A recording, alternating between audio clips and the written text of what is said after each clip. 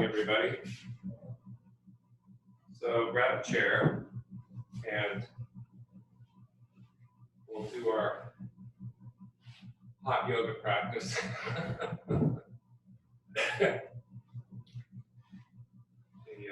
heat wave continues for maybe one more day if you're here in New England. And I think I'm the only one other than maybe Lee who does not have air conditioning. So it's interesting, and yet your body does adjust. I don't know about your mind, which may check out in the excessive heat, but your body has systems to adjust. And by the end of yesterday, I was actually thinking that we're feeling like it was okay. So it is very interesting if you're an AC dweller to do without. Sometimes you just need to jump in a lake or an ocean or an air-conditioned room. But the yogis of old suffered the climate of extreme cold and heat very well. And for that, it takes us right into our pranayama, which is our energy regulator. There are ways of heating and cooling the body with pranayama. And one way of cooling, just mentioning it, due to the conditions, is Satuli breath, where you breathe through your mouth. So you eliminate the nasal breathing, you purse your lips, or curl your tongue if you're skillful into a little straw, and you hit the back of the throat with that, and the top of the tongue with that forced inhale.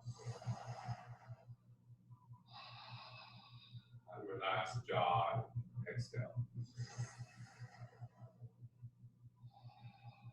And that brings the sensation of coolness into the back of the throat, into the palate, into this mysterious cave in the back of the throat. So you could try that, experiment with it a little bit as we take our 20 breath double hold. Or if you're in AC, you can experiment with heating your body up using the technique that we normally do. So just entertaining or inviting the flow of breath in and out of the body. Softening the eyes so that half the visual attention is inward and half is outward. So normally, and you're welcome to do this, you close your eyes when you're doing internal work.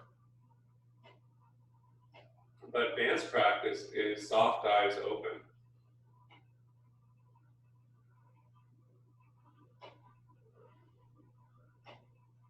And you would direct your soft gaze at a very specific spot, not with the objective of studying and analyzing it, but just taking the eyes to a point. That point, like a mirror, starts to reflect back into your own body.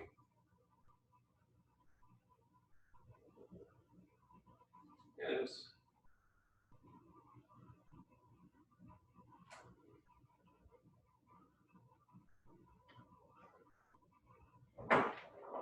you could play a game with the inhales and the exhales, sending them out to that point and back.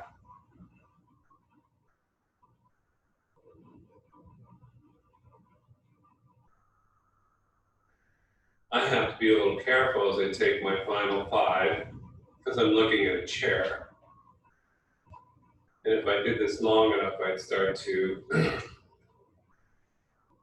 internalize the chair. Not a bad thing, but Not exactly a romantic image to have a chair in your body. Exhale, release. Sit in the pause.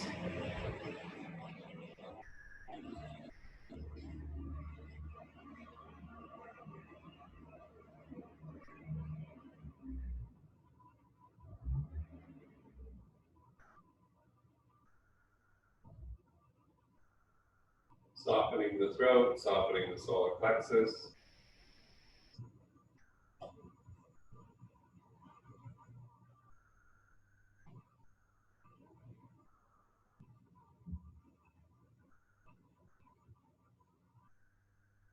When you need to inhale, you do. You hold that for 10, 15 seconds. And today, if you want to add a piece, because you hold the top of the kumbhaka, the breath, place your hands palm on your second chakra. Just draw it in a little bit. And then release.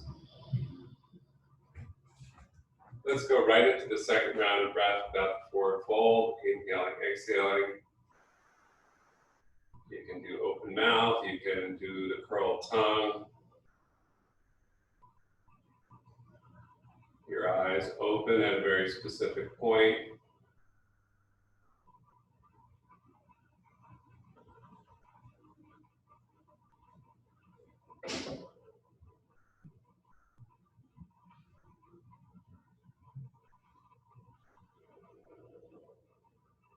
Point has its own individual interest at first. And then it starts to become less intriguing as an individual object. When you feel a connectivity to the object with your breath and your mind, as if the breath is a sonar going forward, on the exhale, bouncing back, on the inhale.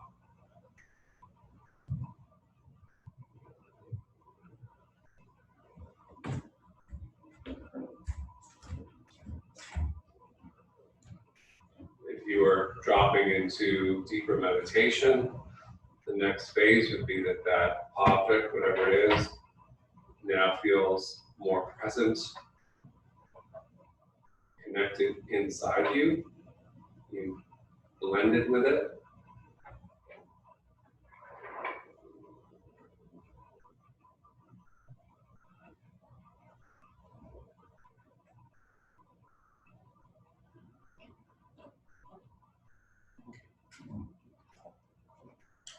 And then in the last phase, as you continue breathing, there's no separation.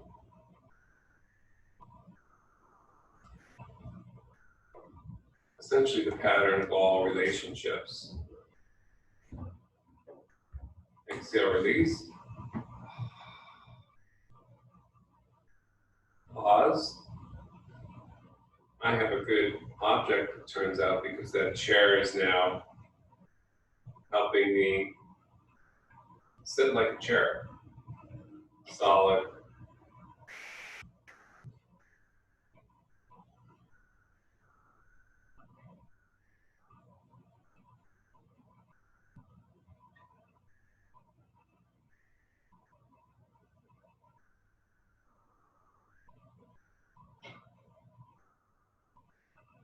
Inhale when you need to. Place palm on palm in your low belly. Gently draw in that point we were calling Uddiyana Bandha, which is below the belly, as if you're sweeping energy into this point, into the body, feeding it up through the spine. Exhale, release. Same thing. Fix your eyes on a good object. You have to, of course, be careful of what objects you choose. But that's true of anything. The movies you watch, the images you ingest visually have an impact. So if you choose a sattvic or a peaceful, calm object, tree, candle, something, that will have an effect. If you look at your cell phone all day, or your computer, that will have an effect.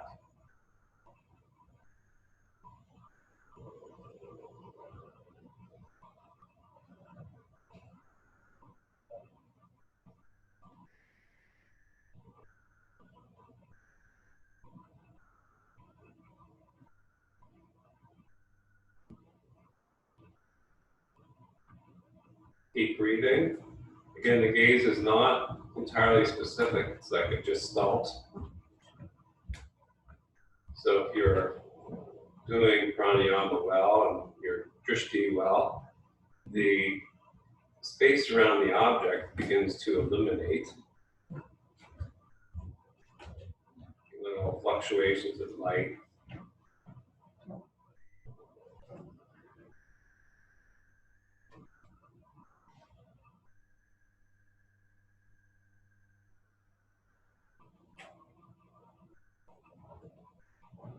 And you get a visual representation of the single pointed meditation practice, which is that no object exists without the space around it. In this case, the object you're looking at exists because you are connected with it.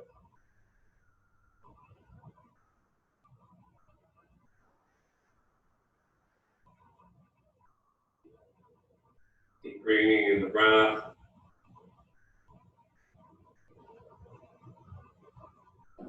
Losing yourself in your focus.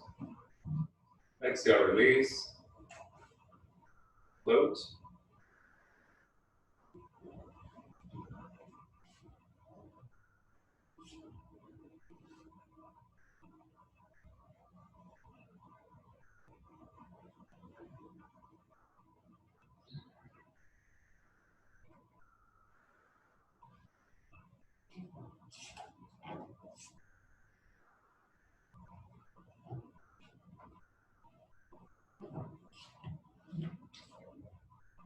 When you need to inhale, you do.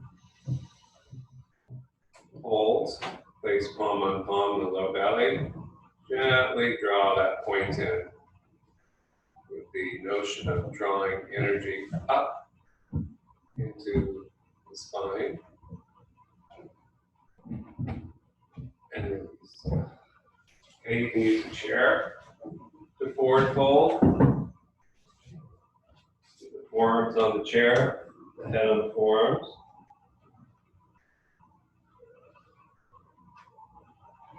Or you can take it deeper to the floor. If you do in Sukhasana, shins crossed mid-shin, toes curled toward one another. Feel the breath stroking the hips downward with the pelvic basin descending. At the same time, the back ribs in the opposite direction, elevating, lengthening, telescoping up toward the armpits.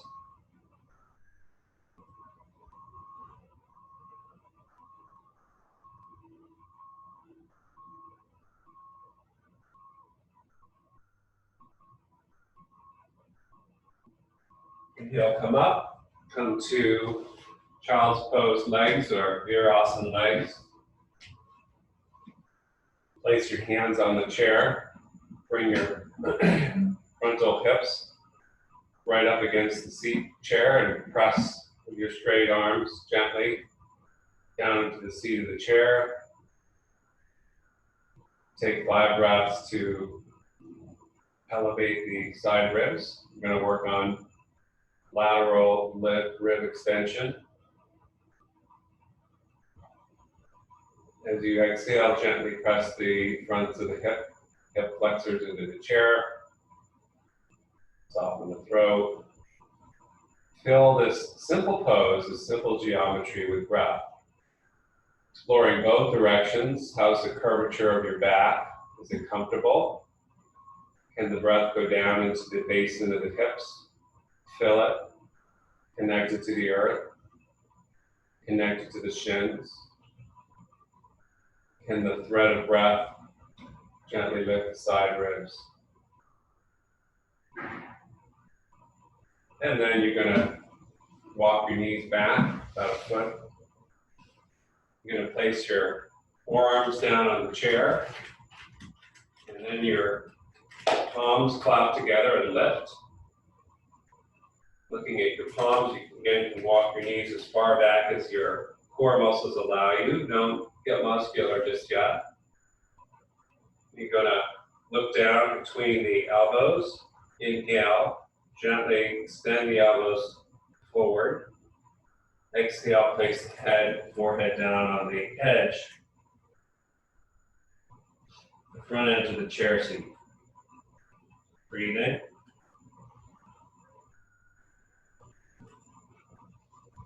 In the inhales, take the hips back as if the yoga teacher were grabbing the outsides of the hips, gently drawing. As you draw the belly, start to engage Uddiyana Bandha a little bit.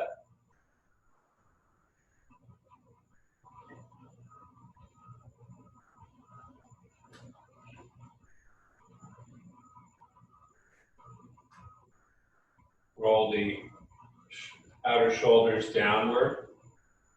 So there's no pinching in the mid-spine or the neck. And grow and breathe open this posture. Not very difficult from a muscular perspective. Then we come up, and I don't know what kind of chair you have, but I got little side rungs here that I can grab. If you don't have that, you can just place your palms down or karate chop your pinky fingers down. But if you have a grabbing point, you're gonna come a little closer, curl your toes under, and then sit down, grabbing the sides of the chair toward puppy dog legs, where we've got toes under, hips dropped. And now we're breathing here.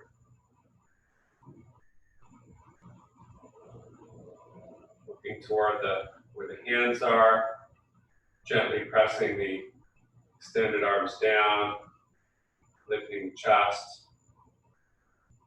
Here we have external rotation as we grab the back of the chair. You can do that. And then shift forward so your chest is hovering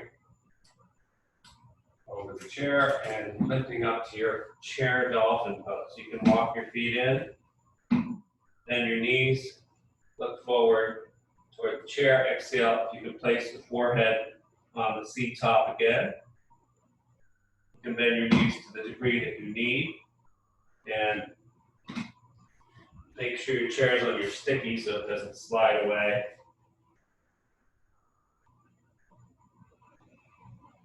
10 breaths. Beginning to tone the legs if they're straightening. Beginning to telescope the ribs forward.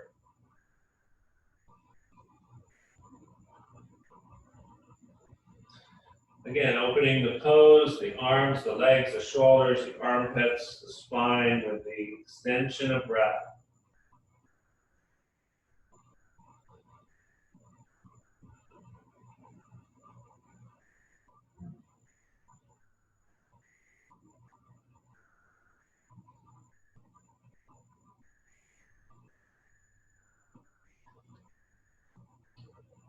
Come forward with the chest, and let's step the right foot forward, drop the left knee down to low lunge. We'll walk our hands back up to the top of the chair and pressing the right knee or shin into the front of the chair, pushing down with the hands, and breathing. Integrating the outer hip bones with a slight rotation of the hips to the right, and lengthening the spine like a plant up and away.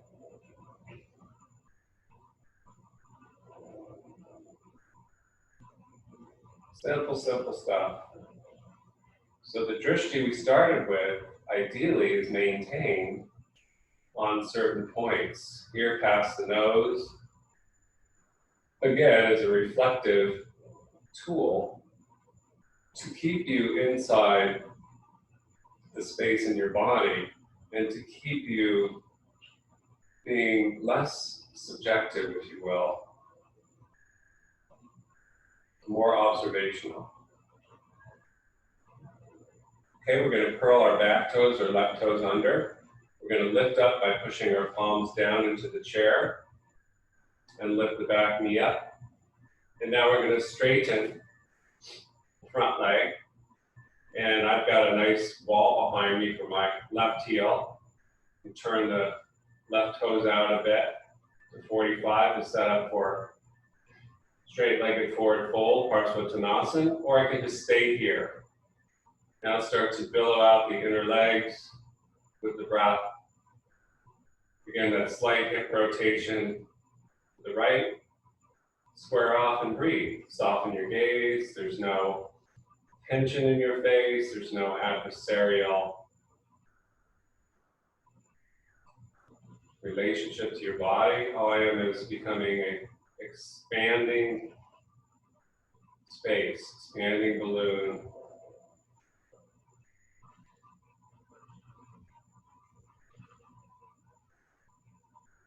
Someone asked me the other day, what should I do for workout or this athlete? Was a young person, just starting rowing. I'm like, do what gives you joy. I'm like, does this motion give you joy? Oh.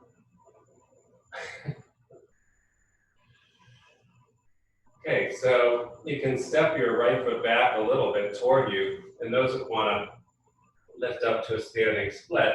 Again, I've got a nice wall, so I can walk my hands a little forward, put my left heel on the wall, and drop my head right down to the back of the chair. You may not have that value, but here's a nice geometry here we can study and breathe into all the points, the palms, the upper arms.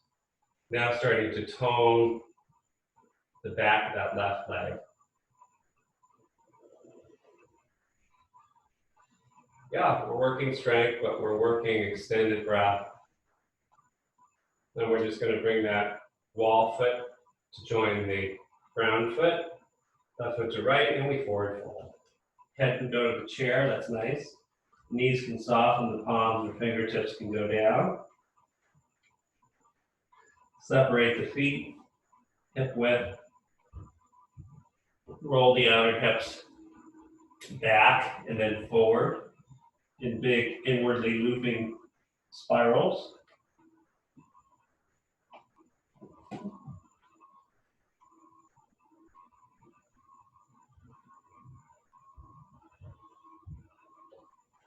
If you're a deep forward bowler, of course you can slide your chair forward. You can then bring it to the back of the occiput and press the back of the head into the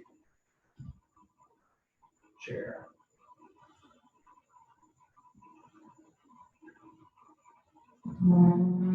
Done that, move the chair away from you.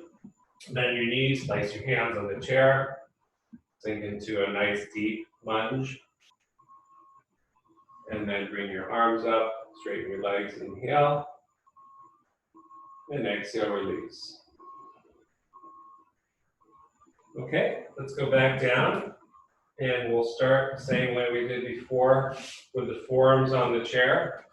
Say your prayers, asana. Drop back, maybe walk the knees a little further back. Again, the breath adjusting the pelvis back, the rib cage forward, giving space into the organ body, giving or supported by the expanding lungs and breath.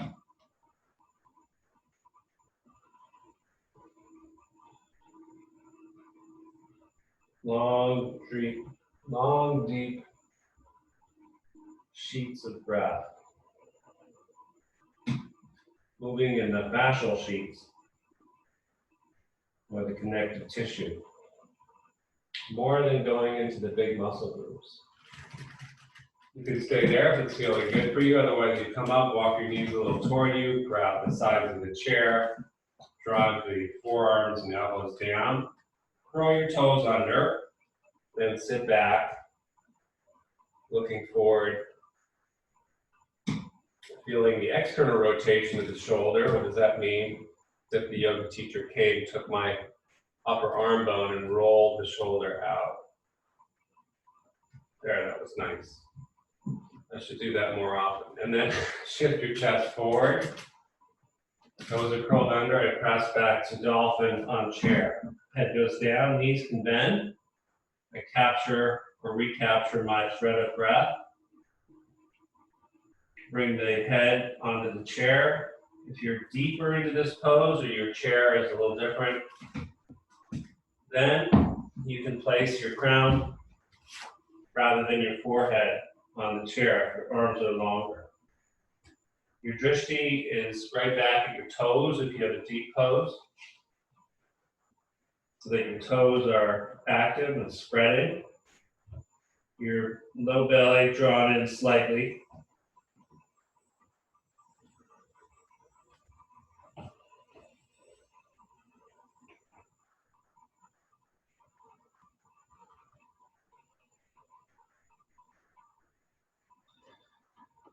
Now we're going to step the left foot forward, come down onto the right knee, low lunge. And we'll bring the hands on top of the chair. We'll slide the chair right up against the left shin bone. The lunge is moderate between the left foot and the right knee, so that I can get my pelvic basin to settle with the breath. And then I have a slight rotation of the hips to the left, just to try and bring that right hip in alignment with the left, and I breathe. Any actions or micro actions are balanced with fluid breath. If the micro actions or the alignment tips interfere with the breath, try to strike a balance between structure and fluidity of breath. The quality of the pose largely dictated by the quality of your drishti, quality of your breath, how much you're inhabiting your body as you do this.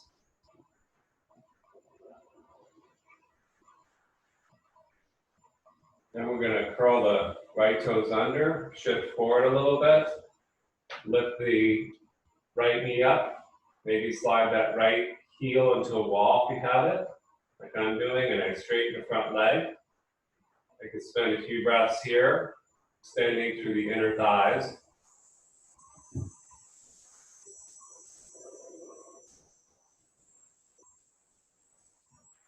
Again, any of these postures can be taken deeper. I think on Monday or Wednesday, we took this one right down.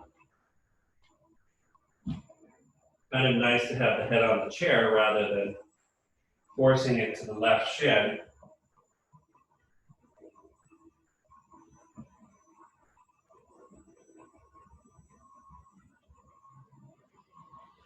Okay, pressing your palms into the chair. Come up if you've descended. Just slide your left foot back toward you a little. Walk your hands forward. Take a little hop and see if you can get your right leg up. If you've got a wall, fantastic. You can go right into the wall at a right angle. Now I sustain this geometry with breath tone into all the muscles that have points of contact. Left foot from left hip, right heel, the wall, palms.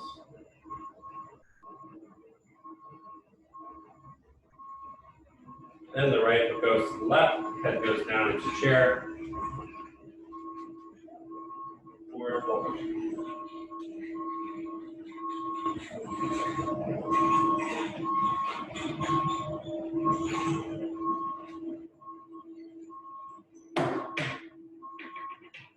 Then the knees, hands to chair or up to Uttasana, and then standing release.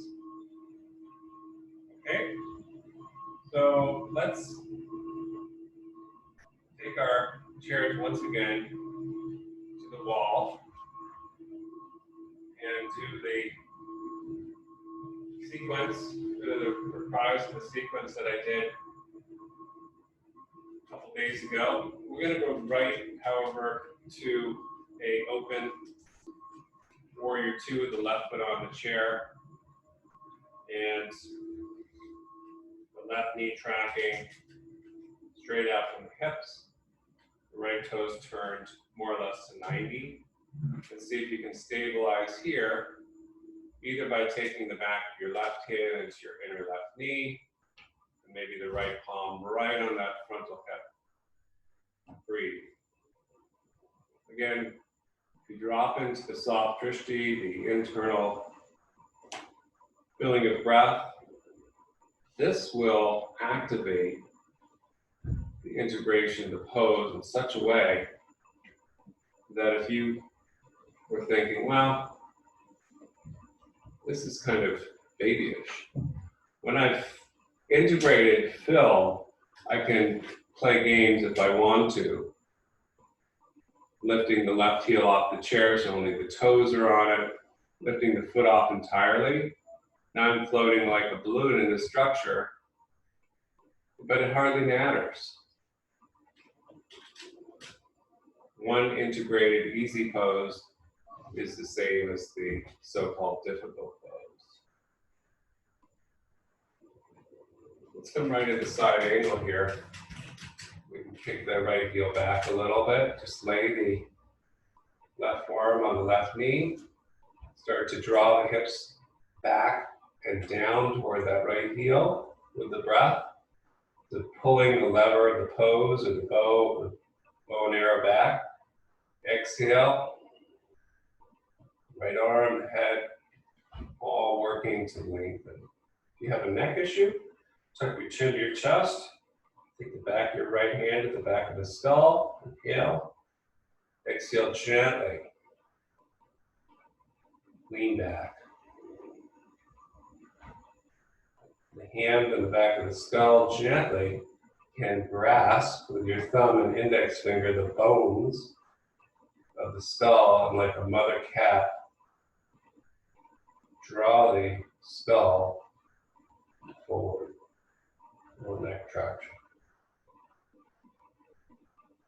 Inhale, reach high. Exhale, square off to the wall, turning the back toes, press into the wall. Adjust your front foot so it's right over the knee. Breathe down to the back leg. Breathe through the arms, buoyant chest. Spread open the shoulder blades. Explore. As you exhale, you're always, or you begin to exhale, you're always just finding that mild engagement, that point a few inches below the belly button, that sends the energy up the spine. If you're a connoisseur, which is my bad pun of the day, connoisseur of prana is a connoisseur.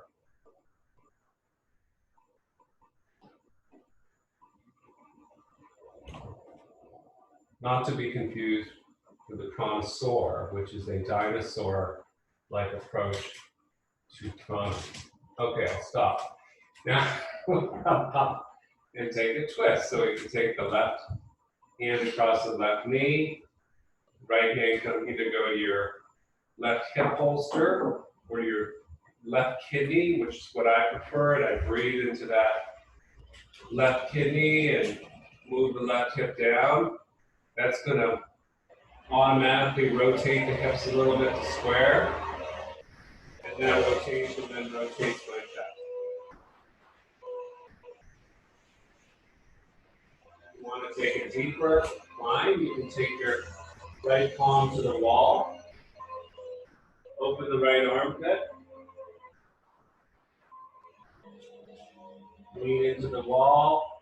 Press into the back leg. Breathe. reach back with the left arm. If you need to wind yourself into a pretzel, go ahead and do a bind or a prayer twist. It almost should be a requirement for anyone to do this, that they could, with strength, go up and down, because without that, left hips are crushed. So I like this extension, this tight opening of the body, points of awareness, connection. Another variation would be to place the right hand down on the chair and then bring the left arm straight up to the sky. I'm still breathing down through the back leg. I'm still breathing that left kidney down. Maybe I take left hand to the wall. Those are all advanced permutations, which can only be done if your body allows it. Let's step off the chair. Take a Tadasana. Things should start to be feeling pretty tall, pretty nice if you've done your work. But just for the new people, feel the action of the subscaps. Take your thumbs on your armpits, give the chest and armpits a lift, and let your pelvis go down to your heels. So hopefully you're breathing up in these ribs. We did a bunch of prep for it. Okay, let's go to the other side. First, let's take a wall dog and place our hands into the wall. If you don't have that, you can do chair dog on the top of the chair, on the bottom of the chair. We're going to bend our knees to sink down on inhale, keeping our palms and breath in the chest, pressing the palms, and I straighten the legs. Walk the back. I can walk the hands down a little. Then I breathe into the pose, looking at my toes, lengthening my tailbone and my skull. And it's high quality breath. So when you go to the gas station, unless you bought your Tesla already, you have 3 choices of gas: regular, super, and premium. Have premium pranayama, finely graded, filtered breath.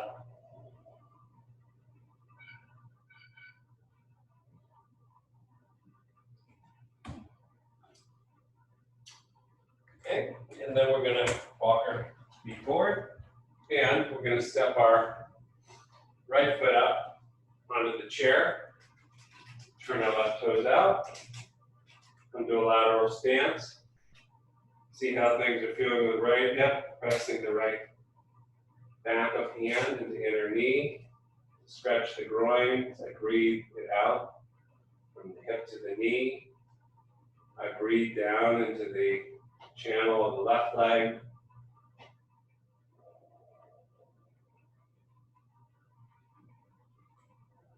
I can take my left palm and press right into the left frontal hip bone. And then from here, side angle modification.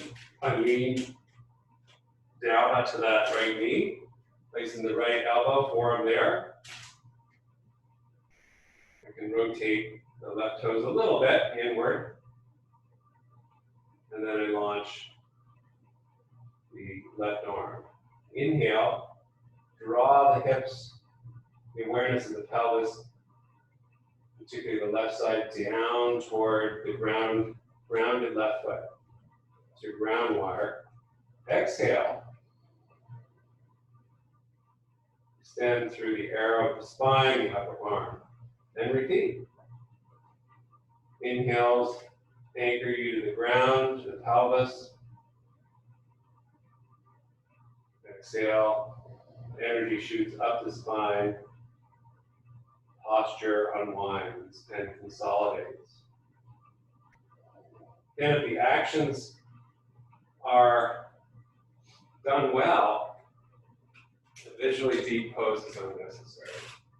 You know, we're going to square off, rotating our left toes in. We'll place the palms on the wall briefly. Breathe here.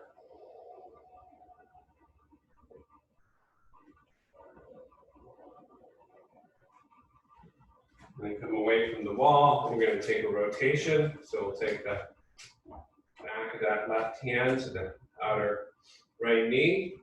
Slide your right hand to your outer hip, or draw the hip bone back, or better yet, a prana adjustment, the palm, the right palm into the right kidney, and breathe, or imagine sending the breath down into that right side through the right nostril.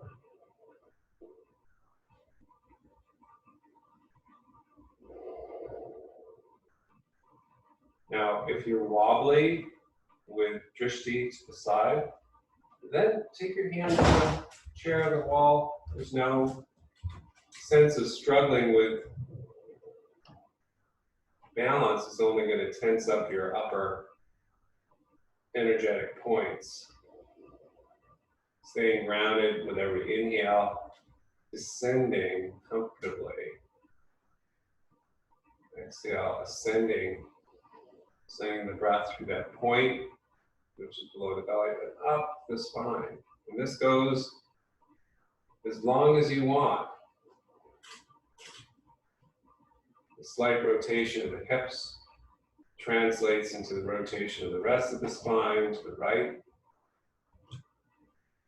And I find the edge where my breath is getting stuck because I've straitjacketed myself in too windy a pose.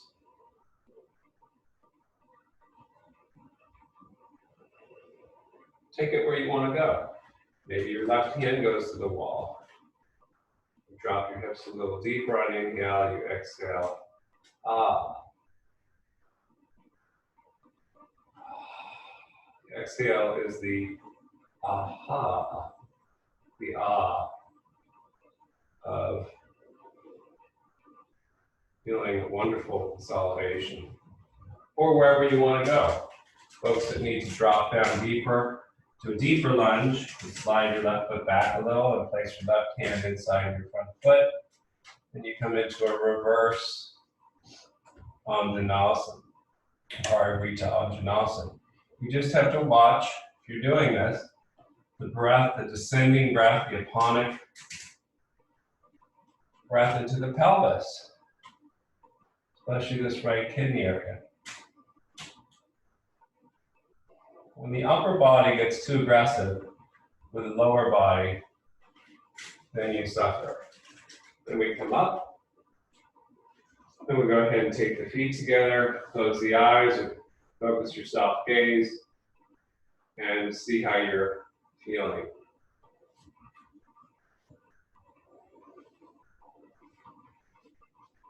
Okay, so hopefully things are feeling ebullient, effervescent, you're engaged, but not taxing your nervous system. So we do the wall dog with the option of doing a warrior 3 for some. We can place the hands on the wall, we can bend our knees, getting into a Ardha Utkatasana, leaning forward chair pose. Maybe walk the feet a little bit further away, hip width, bring the breath down to the hips. Feel both kidneys expanding and broadening across the low back. And then the counter, the complementary action, up the back ribs, through the outer arms with palms. Exhale, fly. Drop the head within the arms, maybe walk those hands down if your legs are straightening. Peek at your toes, but as you do, lengthen the back of the skull. And keep the armpits ebullient, as if there were a hot air grate underneath you. Allowing your upper body, from your hips to your hands, to float.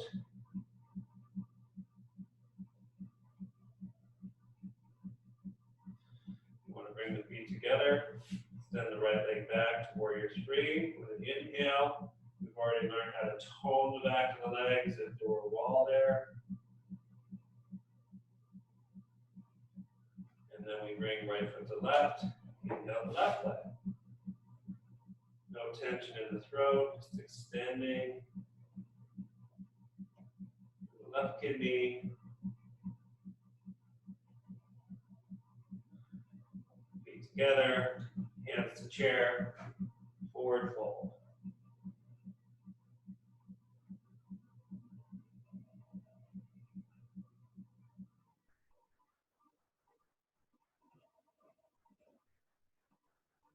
Then your knees come up to your chair and stand. Final challenge, we'll do half moon, which we set up pretty well. We've toned the back of the leg, we've opened the chest, we've worked in the kidney areas. There's a couple ways to do it. I'll show two ways, one of which most of you know against the wall, or the more advanced fashion working with the chair and the method we just did. Watch first, I take wall dog. This is for the intermediate to advanced. Wall chair, this is wall dog. I walk my feet back, so I'm creating a right angle. I walk my hands down. I bring the feet together. I bring the right leg back. I place the left hand down on the chair. And I start to turn the right toes out. If I can, I just start to balance on my left foot, my left hand on the chair, and I just put my fingertips in my right hand on the wall. If I can now go to the hip and breathe down into the left leg, into the floor, the back, the right leg. I open with breath. The pose. If this is attainable, then you can do that. Okay, and then we do the other side. If that's not attainable, I'm going to show you the easier method inside. I don't know if it's easier, but it's more fun.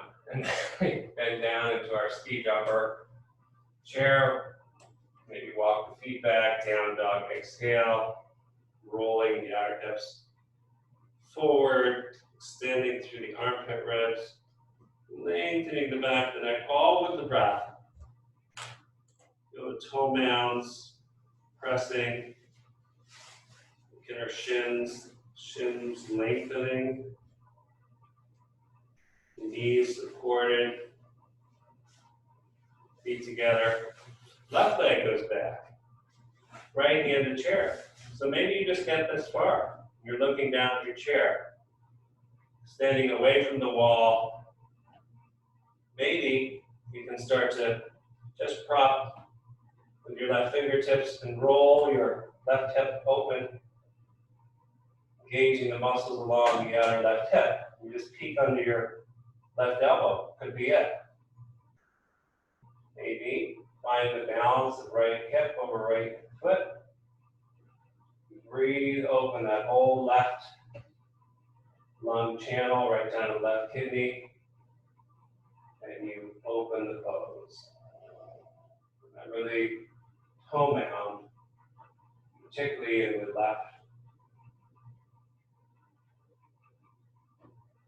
And then you come down.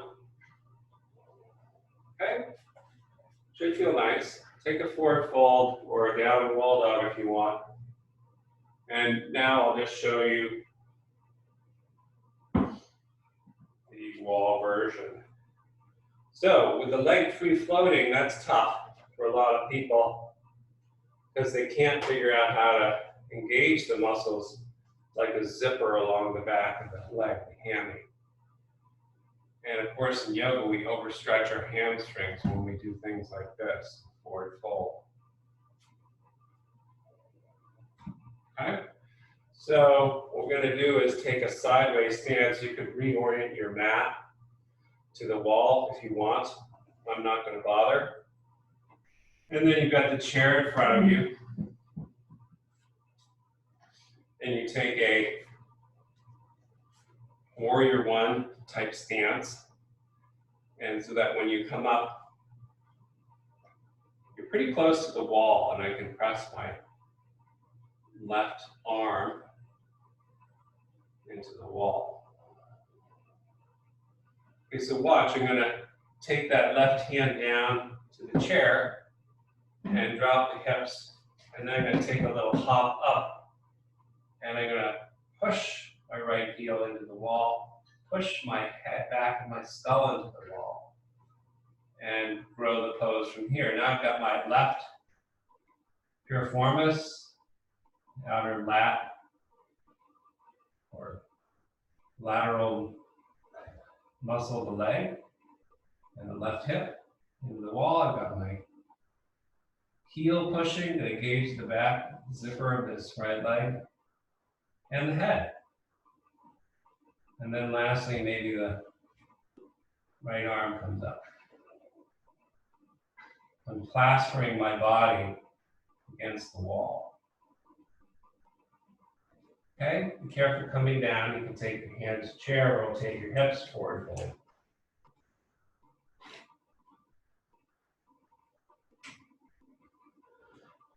And your knees come up to the chair. If you want a little counter pose, left leg up the chair to stretch the lat that you just engaged. If that's not in your wheelhouse, leg is on the seat. As you use your chair, it's great because I'm not really going to try to bring my body that much forward to the leg. I'm going to actively and dynamically press the leg down into the chair.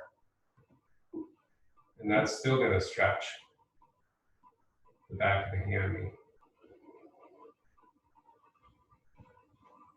You need to show off, bring your hands to your chair, but keep the pressure down. Otherwise, it's just overstretching the ligaments. Okay? Not a lot of time left, so we'll just go to that other Ardha Chandrasana. You've got a wall, shift the chair, right foot forward, left foot back, warrior one. There's the wall. And I take the right hand to the chair, left hand go to my hip, and I come right up and I roll my right hip into the wall. My left foot can heel up the wall. And I press the back of my skull into the wall. I steady and get my breath back.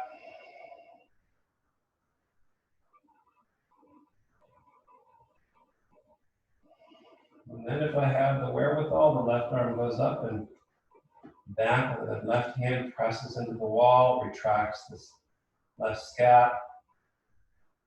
If I can no longer breathe into all the limbs, then I'm no longer effectively engaging the fascial lines that need to give this integrity. When you find that use of the breath, it's really wonderful because it's more powerful than muscular strength. And you come down, left foot to right, forward fold briefly, head to chair if you want, knees soft.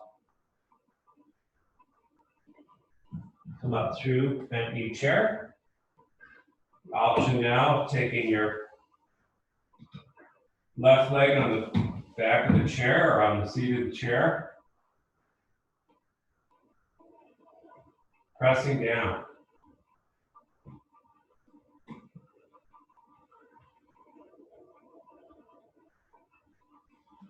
You want to take it further, fine, but keep the down pressure to gently work the breath into the back of that left hand. Keeping the chest lifted in either case.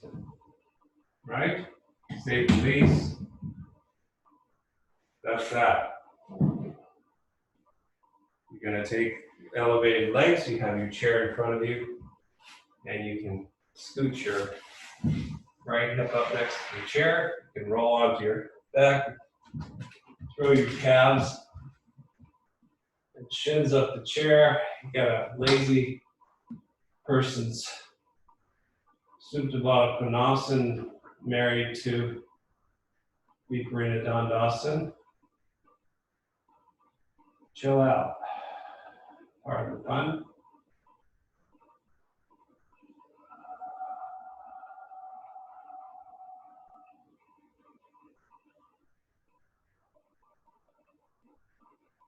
Slowly on the exhale, unwinding any excessive tension that you may have created, the residue.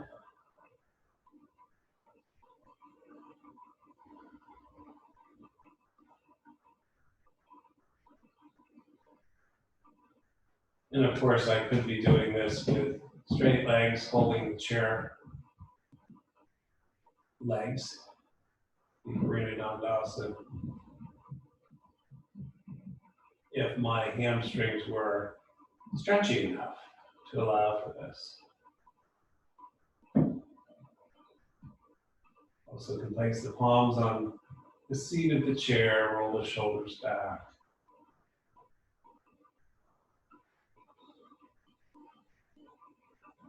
Study the body becomes the object of meditation. You may be thinking, well, my body is me. A little bit.